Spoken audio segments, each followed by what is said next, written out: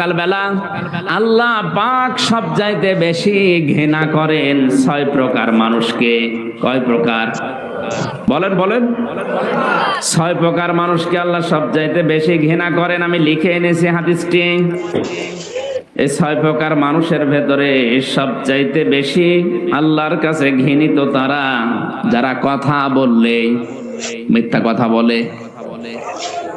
জোরে বলেন নাউজুবিল্লাহ। আল্লাহর কাছে সবচাইতে বড় ঘৃণিত তারা যারা কথা বললেই মিথ্যা কথা বলে। সুতরাং মিথ্যা কথা যারা বলেন এটা এই মুহূর্তে বন্ধ করা লাগবে। আল্লাহর কাছে সবচাইতে বড় ঘৃণিত এবং এই ৬ প্রকার মানুষের উপরে আল্লাহ নিজে লানত দেয় সব সময়। একটু ভালো করে হাদিসটা খেয়াল করেন, তিরমিজি শরীফের হাদিস। আল্লাহর নবী বলেন ৬ প্রকার মানুষের উপরে সব সময় আল্লাহর লানত, বরদোয়া, অভিশাপ এবং আল্লাহ ঘৃণা করেন এদেরকে। এমনকি কিয়ামতের ময়দানে আল্লাহ তাদের দিকে তার কুদরতি চোখ দিয়ে তাকাবেন না। তিনি যে তার বান্দা বান্দি ছিলেন ওই দিকে কোনোদিন তার মুখ দিয়ে উচ্চারণও করবেন না। যদিও কথাগুলো ছোট ছোট, কিন্তু ভালো করে মেলান আমার জীবনে আছে কিনা। ১ নম্বরে যারা দান করে খোটা দেয়। কথা বুঝতেছে? ৬ প্রকার মানুষের উপরে আল্লাহর লানত, আল্লাহর অভিসম্পাত, আল্লাহ ঘৃণা করেন তাদের, কিয়ামতেও তাদের দিকে তাকাবেন না।